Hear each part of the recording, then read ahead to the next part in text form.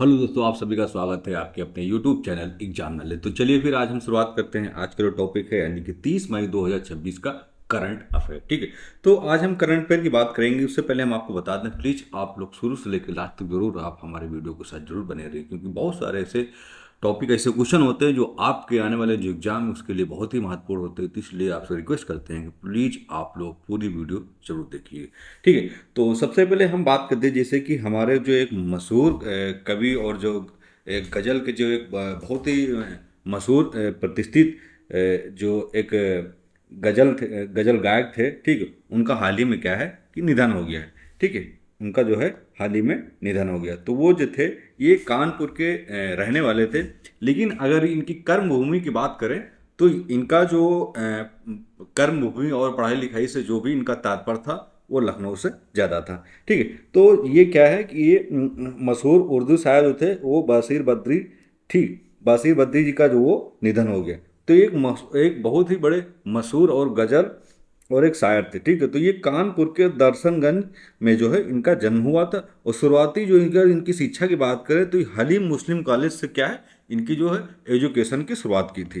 ठीक है, तो इनका अगर बात करें तो ये 7वीं कक्षा में इनकी जो पहली जो इनकी गज़ल थी, ठीक है, उसी से ये पहली गज़ल से इनकी जो है एक पहचान बन गई थी। तो बद्री को क्या है कि पाक की जो प्रतिष्ठित पत्रिकाओं में क्या है इनकी जो पत्रिकाएं थी वो क्या है प्रकाशित होती थी। तो इनका जो है अंतिम संस्कार की अगर देखें तो पत्नी की मौत हुई थी तो मोहल्ले के लोग जब इनकी, क्योंकि ये मुस्लिम थे, तो आजकल जो आपको पता है हिंदू मुस्लिम का काफ़ी ज़्यादा ट्रेंड चल रहा है। तो हालांकि इससे एक अगर इसको देखें तो ये एक राजनीतिक मुद्दे होते हैं जिससे किसी को कुछ लेना देना नहीं होता, लेकिन एक राजनीतिक एक प्रतिष्ठा है जो एक वादे और इन सब चीज़ों के बीच में एक धर्म विरोधी जो है वो नारे किए जाते हैं। ठीक है, तो शुरुआत करते हैं। देखते हैं कि इनका जो जन्म हुआ था, ठीक है, इनका जो जन्म हुआ था वो कानपुर में हुआ था। और इनके हम जन्म की बात करते हैं तो 15 फरवरी 1935 में इनका कानपुर में क्या है इनका जन्म हुआ था। ठीक है, और अगर इनके असली नाम की बात करें तो इनका जो असली नाम था वो बेहद मोहम्मद था। इनके अगर असली नाम की बात करें तो इनका नाम था इनके बेहद मोहम्मद। इनके जो पिताजी थे वो हलीम मुस्लिम कॉलेज, यानी इनके जो पिताजी थे वो क्या थे, एक हलीम मुस्लिम कॉलेज से उन्होंने क्या उर्दू शुरुआती की शिक्षा जो वो प्राप्त की थी। लेकिन अगर इनके जो पिताजी थे वो इनके पिताजी एक वकील थे। ठीक है, तो उन्होंने क्या है प्रारंभिक शिक्षा अपने म्यूनसिपल कॉलेज से क्या है हासिल की थी। और बासिर बद्री जो है एक पाक की प्रतिष्ठित यानी पाकिस्तान की प्रतिष्ठित पत्रिकाओं में भी इनका क्या है नाम जो है प्रकाशित होता रहता था। ठीक है, फिर उन्होंने क्या किया 1974 से लेकर दूरदर्शन में इन्होंने क्या एक शुरुआत की। तो दूरदर्शन में करीब इसने इन्होंने 20 साल तक, ठीक है, यानी कि 20 साल तक जो है वो दूरदर्शन से क्या है ये जुड़े रहे। ठीक है, कितने साल, 20 साल तक ये दूरदर्शन से जुड़े रहे। बासिर बद्री की अगर बात करें तो ये काव्य संकलनों से इधर जो इनके जो गजल थे वो संगीतबद्ध कराने में क्या है एक महत्वपूर्ण जो था इनका योगदान रहता था। ठीक है, तो अगर देखें तो इन्होंने क्या कि इनकी जो देखे तो अगर इनके बात करते हैं इनको क्या क्या सम्मान मिला था। तो ये 1900 यानी कि नौकरी करने पड़ी तो 1974 से क्या है दूरदर्शन से इन्होंने शुरुआत की थी। फिर उनकी अगर दो उनकी जो गज़लें थी वो गज़लों में दो संकलन भी हुआ करते थे। तो बासिर बद्री को 1985 में पद्मश्री से क्या है नवाजा गया था। ठीक है, यानी बासिर बद्री को 1985 में क्या है पद्मश्री से नवाजा गया था। और साल 2013 में साहित्य से आजीवन नाता टूटने के चलते उन्होंने सभी सम्मानों से क्या है त्यागपत्र दे दिया था। ठीक है, तो बशीर बद्री जी का जो क्या है पद्मश्री से 1985 में क्या है इनको नवाजा गया था। ठीक है, तो देखते हैं कि अब हम बढ़ते हैं कि हमारे जो अगले जो क्वेश्चन हैं यानी कि एमसीक्यू वाले हैं वो कितने महत्वपूर्ण हैं हमारे आज के लिए जो आने वाले एग्जाम है। ठीक है, तो अगर हम बात करें जैसे कि हाल ही में संयुक्त राष्ट्र विकास कार्यक्रम, ठीक है, यानी कि यूएनडीपी, ठीक है, यूएनडीपी यानी कि यूनाइटेड नेशनल डेवलपमेंट प्रोग्राम की अगर हम बात करते हैं तो यूएनडीपी जो है वो एक मानव विकास रिपोर्ट यानी कि एसडीआर में क्या है भारत का कौन सा स्थान जो है वो मिला है। ठीक, तो हम देखते हैं यानी कि हमारा जो भारत है, ठीक है, तो संयुक्त राष्ट्र विकास कार्यक्रम की अगर हम बात करें तो जो मानव विकास रिपोर्ट है उसमें भारत का जो स्थान है वो कौन सा स्थान जो है वो प्राप्त हुआ। ठीक है, तो अगर हम बात करते हैं जो ऑप्शन नंबर सी है, ठीक है, यानी कि जो भारत का जो स्थान प्राप्त हुआ कितना 130वां जो स्थान है वो भारत को क्या है प्राप्त हुआ। ठीक है। तो यूएनडीपी रिपोर्ट के अनुसार अगर हम देखें तो भारत 193 देशों की सूची में 130वें स्थान पर रहा है। तो भारत के मानव विकास सूचकांक की अगर बात करें तो मूल्य में क्या है, सुधार हुआ है। ठीक है, इनके मूल्य में क्या हुआ है, सुधार हुआ है। ठीक है, तो इनके मूल्य में सुधार हुआ। तो जो पिछले अगर बात करते हैं 676 से बढ़कर कितना हो गया, 685 हो गया। यानी कि ग्रोथ लेवल पर जो है उनका क्या है, भारत के मानव विकास सूचकांक में क्या है, एक ग्रोथ हुआ है। ठीक, कितना, 676 से बढ़कर 675 हो गया। तो इस वर्ष की रिपोर्ट की अगर हम देखें, विषय की अगर थीम की बात करें तो इसका जो थीम होगा, एक चुनाव का मामला। ठीक है, तो ये चीज़ भी हम याद रखेंगे। अगर हम थीम की बात करें तो एक चुनाव का मामला, तो एआई युग में लोग और संभावना इस सूचकांक में क्या है कि आइसलैंड के पहले स्थान पर, जबकि दक्षिण सूडान सबसे आखिरी स्थान पर। ठीक है, तो अगर हम पहले स्थान की बात करते हैं तो पहले स्थान पर क्या है हमारा, ठीक है, एक मिनट, ठीक है, पहले स्थान पर अगर पहले स्थान की बात करें तो पहले स्थान पर है वो है हमारा क्या है,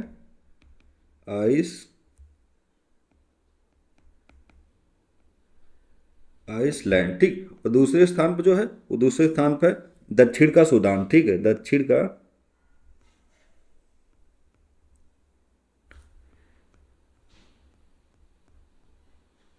सूडान। ठीक है, तो पहले स्थान पर क्या है हमारा आइसलैंड, दूसरे स्थान पर क्या है दक्षिण का सूडान। ठीक है, sorry sorry sorry sorry sorry, हाँ, ये हमारा जो दक्षिण का सूडान है, ठीक है, ये हमारा क्या है, पहले पे नहीं, ये सबसे लास्ट में। ठीक है, यानी कि, ठीक है, ये जो हमारा दक्षिण सूडान है क्या है, सबसे लास्ट में। ठीक, क्या है, सबसे लास्ट स्थान पर। ठीक, तो अगर हम फर्स्ट फर्स्ट नंबर की बात करें तो जो हमारा फर्स्ट नंबर है, ठीक, इस सूचकांक में, तो वो हमारा आइसलैंड। ठीक, अगर हम अपने भारत देश की बात करते हैं तो वो हमारा 130वें स्थान पर।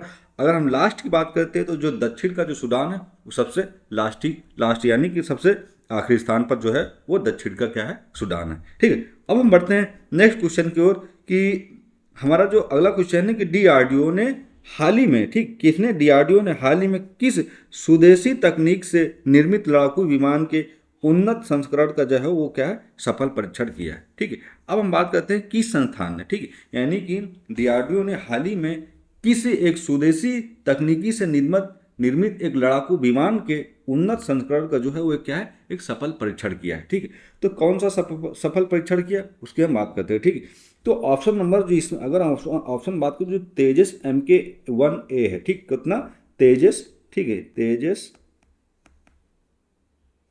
तेजस MK-1A, इसका क्या है, सफल परीक्षण किया है। ठीक, इसका क्या है, सफल परीक्षण। तो रक्षा अनुसंधान और विकास संगठन ने यानी कि डीआरडीओ ने हिंदुस्तान एरोनॉटिक्स लिमिटेड HL ने मिलकर हल्के लड़ाकू विमान यानी कि LCA तेजस MK-1A के उन्नत digital fly by wire flight control computer का जो है वो क्या है, एक सफल परीक्षण किया है। ठीक, तो यह विमान को क्या है कि आसमान में अधिक स्थिरता, सुरक्षा और अचूक मारक क्षमता प्रदान करने में क्या है, ये महत्वपूर्ण निभाएगा। ठीक है, यानी कि एक अचूक मारक क्षमता जो क्या है वो प्रदान करता है। अब हम बढ़ते हैं हमारा जो अगला क्वेश्चन है कि प्रत्येक वर्ष यानी कि हर वर्ष अंतर्राष्ट्रीय एवरेस्ट दिवस यानी कि इंटरनेशनल एवरेस्ट डे मई में जो है वो किस दिन मनाया जाता है। ठीक, ये जो डे वाले क्वेश्चन होते हैं, ठीक है, ये क्या है, काफ़ी इंपॉर्टेंट होते हैं। ठीक है, काफ़ी इंपॉर्टेंट होते हैं। ठीक है, तो ऐसे क्वेश्चन को जरूर आप लोग क्या है कि अपने नोट, अपना अपना जो नोट बना रहे हैं करंट का, उसमें जरूर ये चीज़ें लिख लेनी चाहिए। ठीक है, तो प्रत्येक वर्ष यानी कि हर वर्ष अंतर्राष्ट्रीय एवरेस्ट डे जो है वो किस, यानी मई में तो मनाया जाता है, लेकिन मई में किस दिन मनाया जाता है। ठीक है, तो अगर हम ऑप्शन की बात करें, इसका जो ऑप्शन होगा वो होगा ऑप्शन नंबर डी। ठीक है, यानी कि हर साल, ठीक है, यानी कि हर साल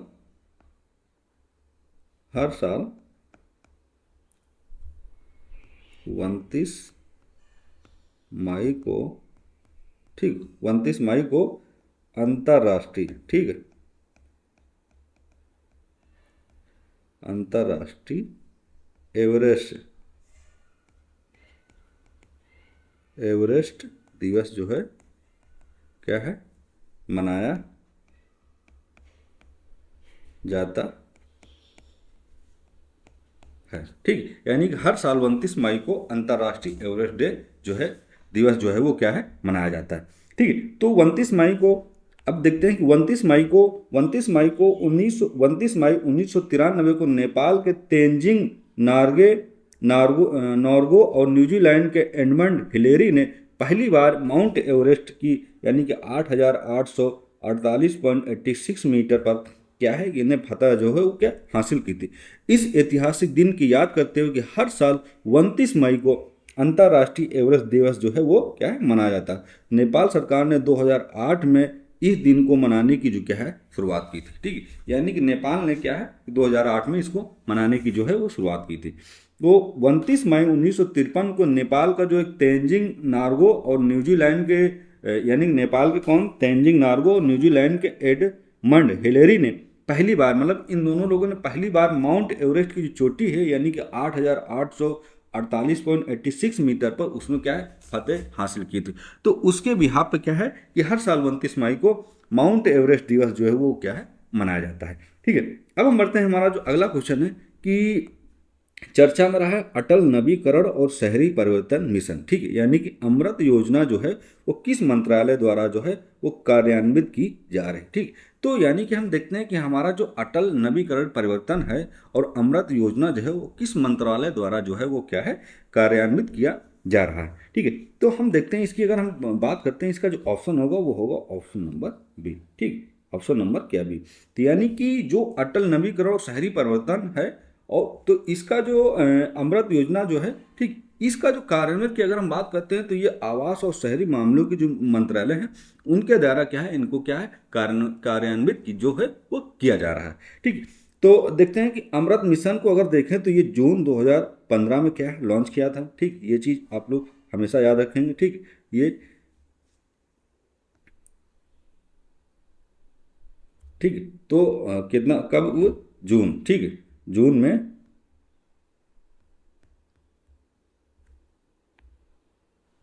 ठीक जून 2015 में ठीक है लॉन्च किया था। ठीक है, तो लॉन्च किया था इसका अगर मुख्य उद्देश्य की अगर बात करें तो शहरों और कस्बों में ठीक अगर हम इसको उद्देश्य की बात करते हैं जो हमारा अमृत मिशन जो जून 2015 में लॉन्च हुआ था तो इसका उद्देश्य क्या था। तो उद्देश्य की अगर हम बात करें शहरों और कस्बों में मजबूत सीवरेज नेटवर्क। ठीक है, नंबर एक सीवरेज नेटवर्क, नंबर दो जलपूर्ति पार्क और हरित क्षेत्र यानी कि सीवरेज नेटवर्क और जलपूर्ति यानी कि पानी की जो सुविधा है वो और बेहतर हो और पार्क यानी हरित क्षेत्र में क्या है एक अच्छा जो है एक परिवर्तन जैसी सुविधाओं का जो हो कल्पना करना। ठीक, तो गैर मोटर चलित शहरी परिवहन जैसी बुनियादी सुविधाओं को कायाकल्प करना है। तो हाल ही में इसकी बुनियादी ढांचे की अगर समीक्षा बजट का आवंटन को लेकर क्या है इसलिए चर्चा में रहा। ठीक, यानी कि अभी क्या है कि इसमें बजट को लेकर क्या है ये चर्चा का विषय बना हुआ है। यानी कि इसमें जो बजट है इसका जो 2015 में अमृत मिशन योजना लॉन्च किया गया तो इसको और बेहतर करने के लिए ठीक है तो इसकी बजट की जो है वो क्या है समीक्षा और बात की जा रही है। ठीक है, तो यानी कि जो हमारा अमृत मिशन था ठीक वो शहरों और कस्बों में क्या है मजबूत सीवरेज नेटवर्क जलपूर्ति पार्क और हरित क्षेत्र बनाने के लिए इस योजना को क्या है लॉन्च किया था।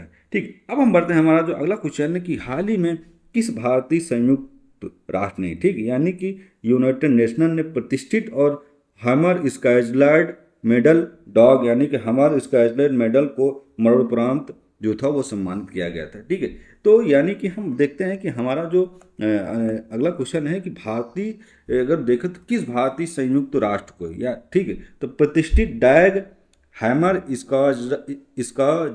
स्काजल्ड मेडल जो है वो क्या है मरणोपरांति से क्या है सम्मानित किया गया था। ठीक, तो अगर हम देखते हैं अगर हम देखते हैं तो इसका जो ऑप्शन की बात करें तो उसमें क्या है उपरोक्त सभी लोग हैं जो इनको क्या है मरणोपरांत क्या है वो जो है सम्मानित किया गया। अनिल कुमार सिंह को भी ठीक है शिशुपाल सिंह को भी और हेड कांस्टेबल स्थानवाला राम बिश्नोई भी इन तीनों लोगों को क्या है मरणोपरांत सम्मानित से क्या है इनको क्या है सम्मानित किया गया। ठीक है, तो संयुक्त राष्ट्र यानी कि यूनाइटेड नेशन में शांति अभियानों यानी कि पीस कीपिंग मिशन के दौरान सर्वोच्च बलिदान देने वाले वीर सैनिकों को डॉग हैमर स्काइजल्ड मेडल क्या है दिया जाता है। तो इस बार भारत के 3 वीर जवानों को ठीक है ये चीज़ आपको याद रखना कि कौन से भारत के 3 वीर जवानों को यानी कि शिशुपाल सिंह और सानवाला राम बिश्नोई कांगो मिशन के द्वारा, और कॉर्पोरल अनिल कुमार, ठीक, कॉर्पोरल अनिल कुमार को अंतर्राष्ट्रीय सैनिक दिवस के अवसर पर क्या है मरणोपरांत इस पदक से क्या है इनको क्या है सम्मानित किया गया था। ठीक है, ये चीज़ें आपको आपके लिए इंपॉर्टेंट है। ठीक है, तो इस बार देखें तो जो हमारा डैग हैमर स्काईजेल्ड मेडल जो है दिया गया है वो कौन से भारत के 3 वीर जवान थे। तो ये चीज़ आपको अपने डायरी में जरूर लिख लेना। ठीक है, अब हम बढ़ते हैं अगला क्वेश्चन कि भारतीय रिजर्व बैंक ने आरबीआई द्वारा जारी आंकड़ों के अनुसार अगर हम बात करते हैं भारत का जो विदेशी मुद्रा भंडार है, ठीक, यानी कि फॉरेन एक्सचेंज रिवर्स को सर्वकालिक उच्च स्तर पर पहुंच गया है। ठीक, तो विदेशी मुद्रा भंडार में कौन सा घटक जो है वो क्या है शामिल नहीं। ठीक, तो इसमें विदेशी मुद्रा भंडार की अगर हम बात करते हैं इसमें कौन सा जो घटक है वो क्या है शामिल नहीं है। ठीक है, तो अगर हम देखते हैं इसका जो आंसर की बात करते हैं इसका जो ऑप्शन नंबर है वो है ऑप्शन नंबर डी। ठीक, यानी कॉर्पोरेट जो बॉन्ड है वो क्या है विदेशी मुद्रा भंडार में क्या है शामिल नहीं। ठीक है, तो भारत का जो विदेशी मुद्रा भंडार जो है लगातार जो है नया रिकॉर्ड बना रहा। तो किसी भी देश के विदेशी मुद्रा भंडार में मुख्य रूप से अगर 4 चीज़ें शामिल होती। ठीक है, अब ये कौन सी 4 चीज़ें हैं ये ध्यान रखें। ठीक, नंबर 1 विदेशी मुद्रा पर संपत्ति यानी FCA। ठीक, नंबर 2 यानी कि स्वर्ण यानी गोल्ड। ठीक, नंबर 3 IMF के पास जो है विशेष आहरण अधिकार यानी SDR। ठीक, नंबर 4 IMF के साथ रिजर्व ट्रेज यानी कि RTP। ठीक, इसमें निजी कंपनियों के क्या है कॉर्पोरेट बॉन्ड जो है वो शामिल नहीं किए जाते। ठीक, अब इसमें क्या है कि जो निजी कंपनियां होती हैं, ठीक, उनके जो कॉर्पोरेट बॉन्ड जो हैं वो शामिल नहीं किए जाते। ठीक, तो इसमें ये विदेशी मुद्रा भंडार में क्या नहीं शामिल किया जाता है तो वो कॉर्पोरेट जो बॉन्ड है वो शामिल नहीं किया जाता है। ठीक है, अब हम बढ़ते हैं हमारा जो अगला क्वेश्चन है कि हाल ही में समाचारों में देखा गया UAPA गैर कानूनी, ठीक, यानी कि हमारा जो UAPA गैर कानूनी गतिविधियों को रोकथाम और अधिनियम की किस धारा के तहत जो है जमानत की शर्त जो है वो अत्यंत जो है वो कठोर है। ठीक है, तो अगर हम देखें तो धारा 15 और धारा 43D और धारा 18 और धारा 21। ठीक, तो यानी कि हमारा जो UAPA गैर कानूनी गतिविधियों को रोकथाम जो अधिनियम था वो किस धारा के तहत जो है एक जमानत के साथ जो वो क्या है एक अत्यंत कठोर जो है वो क्या है मानी जाती थी। ठीक है, अत्यंत कठोर जो है वो मानी जाती थी। तो अगर हम देखें हमारा जो ऑप्शन नंबर बी है, ठीक, ऑप्शन नंबर बी यानी कि धारा, ठीक है, क्या है धारा 43D। ठीक, क्या है 43D(5). ठीक, तो ये जो धारा थी यानी कि अनलॉफुल एक्टिविटीज प्रिवेंशन एक्ट जो थी ये धारा 43D(5) कोर्ट को तब तक जमानत देने से रोकती थी। यानी कि ये जो धारा थी ये एक बहुत कठोर प्रक्रिया थी। ठीक है, तो ये जो धारा थी कोर्ट को तब तक जमानत देने से रोकती थी जब तक कोर्ट जो है संतुष्ट न हो जाए कि आरोपी के खिलाफ लगे आरोप प्रथम दृष्टता से गलत हैं। ठीक, यानी कि ये जो धारा थी, ठीक है, ये जमानत देने से तब तक रोकती थी कि अगर कोर्ट संतुष्ट नहीं है तो जमानत क्या है नहीं दे सकती थी। ठीक, तो कोर्ट को ये जो प्रक्रिया ये जो धारा थी एक अत्यंत कठोर धारा जो है वो क्या है मानी जाती थी। ठीक, तो कोर्ट अगर संतुष्ट ना हो तो ये इसके क्या है जमानत नहीं दे सकती थी। ठीक, तो कोर्ट संतुष्ट होता था तभी धारा जो है 40D(3) के खिलाफ क्या है मतलब जमानत की जो है वो याचिका दायर की जाती थी, जमानत दी जाती। ठीक, तो हाल ही में सुप्रीम कोर्ट के कुछ टिप्पणियों के कारण यह धारा जो है विधिक एक प्रशासनिक हलकों में जो है वो काफ़ी यानी कि सुप्रीम कोर्ट के कुछ लोगों ने क्या कि इस धारा पे क्या है टिप्पणी की है। ठीक, अब क्या टिप्पणी की है कुछ न कुछ ऐसी जो चीज़ें हैं जो काफ़ी लोगों को जो जमानत है वो मिल जा रही है आसानी से। ठीक है, जेल नहीं जाना पड़ रहा है। ठीक है, तो ये धारा 43D जो है, ठीक है, इस पे क्या है कुछ लोगों ने टिप्पणी करना स्टार्ट की है, तो इसलिए ये जो है धारा जो है चर्चा का विषय बना हुआ है। ठीक है, अब हम बढ़ते हैं हमारा जो अगला क्वेश्चन है कि वित्तीय वर्ष की अगर हम बात करें तो 2025-26 की चौथी तिमाही में भारत की अगर GDP देखें तो विकास दर उम्मीद से बेहतर है। यानी कि अगर हम GDP की बात करते हैं तो GDP जो है भारत की जो हम उम्मीद करते हैं उससे क्या है बेहतर है। तो भारत में GDP के आंकड़े जो है वो कौन सा संगठन जो है वो जारी करता है। ठीक, यानी कि अभी तक हम क्या करते हैं जो हमारा GDP है, ठीक, यानी ग्रॉस डोमेस्टिक जो प्रोडक्ट होता है हमारा, ठीक, वो अगर हम GDP की बात करें तो जो उम्मीद थी उस उम्मीद से क्या है बेहतर है। ठीक, लेकिन हम ये देखते हैं कि हमारे भारत में जो GDP के जो आंकड़े हैं वो कौन सा संगठन जो है वो जारी करता है, यानी कौन सा ऑर्गेनाइजेशन जो है वो क्या है जारी करता है। ठीक है, तो अगर हम बात करते हैं इसका आंसर की बात करते हैं जो इसका आंसर होगा वो होगा ऑप्शन नंबर बी यानी कि NSO। ठीक, यानी कि राष्ट्रीय सांख्यिकी कार्यालय जो है वो भारत का GDP विकास दर जो दर है वो क्या है ये आंकड़े जो हो वो जारी करते हैं। तो ठीक है, तो सांख्यिकी कार्यक्रम कार्यान्वयन मंत्रालय द्वारा, ठीक, सांख्यिकी और कार्यक्रम कार्यान्वयन मंत्रालय के तहत आने वाले जो राष्ट्रीय सांख्यिकी कार्यालय हैं यानी कि NSO, तो देश में त्रैमासिक यानी क्वार्टरली, ठीक है, त्रैमासिक मतलब 3 वर्ष का, ठीक है, क्वार्टरली और वार्षिक आधार पर देखें तो घरेलू उत्पाद, सकल घरेलू उत्पाद यानी ग्रॉस डोमेस्टिक प्रोडक्ट के आंकड़े जारी करने के लिए क्या है, ये जो संस्था है ये क्या है, अधिकृत है, ठीक है, ये संस्था जो क्या है ये अधिकृत है। अब हम बढ़ते हैं, अगला जो हमारा है कि नारी शक्ति वंदन रन, ठीक है, यानी कि अभी जो थे एक नारी शक्ति वंदना चल रहा था, अब क्या है नारी शक्ति वंदन जो है रन, ठीक है। नारी शक्ति वंदन रन का जो आयोजन है हाल में किस मंत्रालय द्वारा जो है वो क्या है किया गया है, ठीक है। अब हम देखते हैं कि जो हमारी जो नारी शक्ति वंदन रन है, तो ये इसका जो आयोजन है ये एक हाल ही में किसी एक मंत्रालय द्वारा जो है वो क्या है जारी किया गया है, ठीक है। तो कौन सा मंत्रालय द्वारा जारी किया गया, अगर देखें तो ये है ऑप्शन नंबर हमारा, ठीक, बी, ठीक, यानी कि इस नारी शक्ति वंदन रन की अगर हम बात करते हैं तो ये जो युवा मामले और खेल मंत्रालय द्वारा जो है इस आयोजन का क्या हाल ही में क्या है जारी किया गया है, ठीक है। तो देश की महिलाओं में फिटनेस और खेलकूद और सशक्तिकरण की भावनाओं को बढ़ावा देने के उद्देश्य से युवा मामले और खेल मंत्रालय द्वारा देश के विभिन्न हिस्सों में नारी शक्ति वंदन रन यानी कि मैराथन का जो है सफल आयोजन किया गया, जिसमें हजारों महिला एथलीटों ने और नागरिकों ने क्या किया, भाग लिया है, ठीक है। यानी कि हम अगर बात करते हैं नारी शक्ति वंदन रन के, तो ये एक फिटनेस के तौर पर यानी कि देश की महिलाओं में फिटनेस और खेल कूद और सशक्तिकरण की जो भावना है उसको बढ़ावा देने के लिए इस मंत्रालय ने यानी कि युवा और खेल मंत्रालय द्वारा जो है इस नारी शक्ति वंदन रन का जो क्या है हाल ही में क्या है हाल ही में इसका जो है वो क्या है आयोजन किया गया है, ठीक, जिसमें हजारों महिला एथलीटों और नागरिकों ने क्या किया है, भाग लिया है, ठीक है। अब हम बढ़ते हैं हमारा जो लास्ट यानी कि लास्ट जो हमारा क्वेश्चन है 29 मई 2025-26 का जो करंट का, ठीक है। तो हम बात करिए जो हमारा यानी कि चक्रवात यानी कि साइक्लोन रेमेल ने हाल ही में भारत के पूर्वी तटीय राज्यों में भारी तबाही मचाई थी। तो इस चक्रवात का जो नाम है वो रेमल किस देश द्वारा जो है वो क्या है लिया गया है, ठीक है। यानी कि अगर हम देखते हैं तो अभी ये जो साइक्लोन है, ठीक है, साइक्लोन की अगर हम बात करते हैं भारत का जो हमारा पूर्वी तटीय इलाका है, ठीक है, तो पूर्वी तटीय इलाके के बाद जो पूर्वी तटीय इलाके में जो राज्य हैं उस राज्यों में क्या है भारी तबाही जो है वो मचाई गई है, ठीक है। तो इस चक्रवात का जो नाम दिया है रेमल, ठीक, क्या नाम दिया है तो रेमल। तो जो रेमल है हमारा, ठीक है, जो हमारा रेमल है तो रेमल जो है वो किस देश द्वारा जो है ये नाम जो है दिया गया है, ठीक है। तो अगर हम देखते हैं इसमें ऑप्शन की अगर हम बात करते हैं जो ऑप्शन हमारा ए है, ठीक, कौन सा ऑप्शन हमारा ए, ठीक, यानी कि रेमल नाम की अगर हम बात करते हैं तो ओमान द्वारा रेमल नाम जो है वो क्या है दिया गया है। तो बंगाल की खाड़ी से उठे, ठीक, कहाँ की बंगाल की खाड़ी से उठे इस चक्रवाती तूफान का जो नाम है वो ओमान देश ने क्या है रखा है, ठीक, किस देश ने रखा है, ओमान देश ने रखा। तो ओमान देश ने क्या नाम रखा, रेमल, ठीक, क्या नाम रखा, रेमल। तो रेमल का अगर हम बात करते हैं तो ये जो है एक अरबी शब्द है, ठीक, कौन सा शब्द है, ये एक अरबी शब्द है, तो जिसका अर्थ होता है रेत, ठीक, क्या है तो रेत संड।